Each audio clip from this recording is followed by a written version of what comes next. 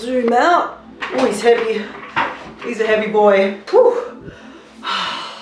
Hey guys, this is my boy Ricky, and I'm Sophia, and today we're going to show you how to create a simple grain texture using Adobe Illustrator, and how you can add them to your flat vector illustrations, giving them a little bit more depth and character. And if you like this video, don't forget to subscribe to the link right here. Oh.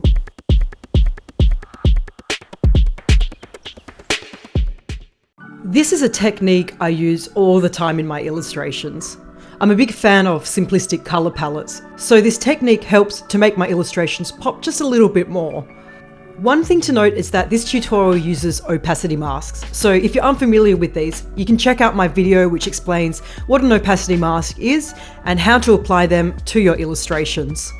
Otherwise, let's get straight into it.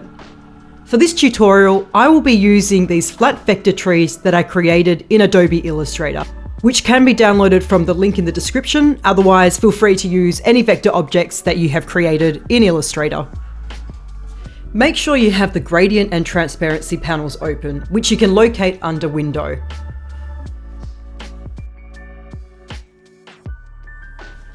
Let's start with this tree here. We are going to add a grain texture that also acts as a shadow to the green part of the tree.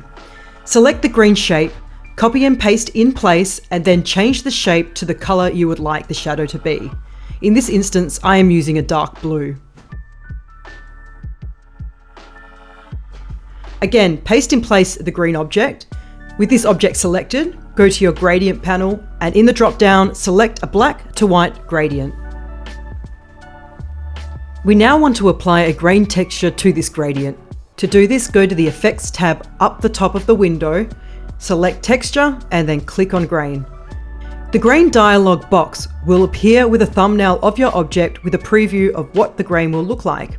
There are options for you to customize the gradient to how you would like it. Firstly, change the grain type to regular. In this instance, I'm going to make the grain have a defined contrast by decreasing the intensity to around 40 and keeping the contrast up near 90.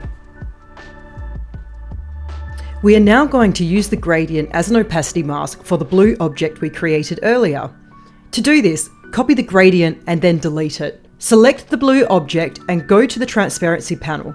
Double-click on the box to the right to activate an opacity mask for this object. Paste in place to apply the gradient we created. Go back to the gradient panel and play around with the gradient until you are happy with the way it looks. I'm changing the angle to 90 degrees so the shadow starts from the bottom. I'm pretty happy with this, but I'm going to exit my opacity mask by clicking on the left box in the transparency panel and change the opacity of the object slightly so the color contrast isn't as harsh. We have now created a grainy texture that also acts as a shadow to the tree. Let's try that again, but this time we are going to create highlights to both sides of this tree. Copy and paste in place the light green object of the tree and change the color to what you would like the highlights to be. I'm going to make my highlights a creamy apricot color. Once you have chosen your highlight color, paste in place the green object again and change it to a black and white gradient in the gradient panel.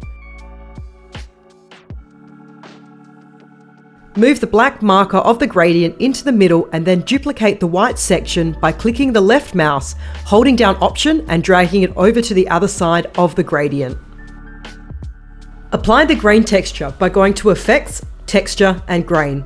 This time, let's play around with the settings slightly by changing the grain type to soft and move both the contrast and intensity to 100. Copy and delete the gradient.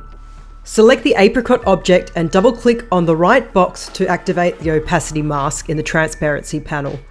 Paste in place the gradient and then click on the left thumbnail to leave the opacity mask. In your Layers panel, move the grain texture to behind the darker green sections. We have now created a grainy texture that also acts as a highlight to both sides of the tree. For our third and final tree, we are going to try something slightly different, but essentially using the same technique to create an interesting texture to the tree. Like you have with the previous examples, copy and paste in place the light green part of the tree. Use the eyedropper tool to select the same color we used for the shadow in the first tree. Paste in place the green object again and change to a black and white gradient in the gradient panel.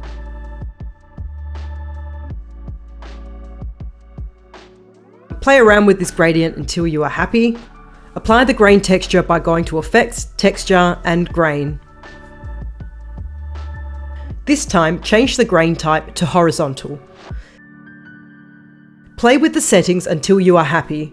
I am setting mine to 65 intensity and 70 contrast. Copy and delete the grain texture. In your Layers panel, move the blue object behind the apricot leaf shapes.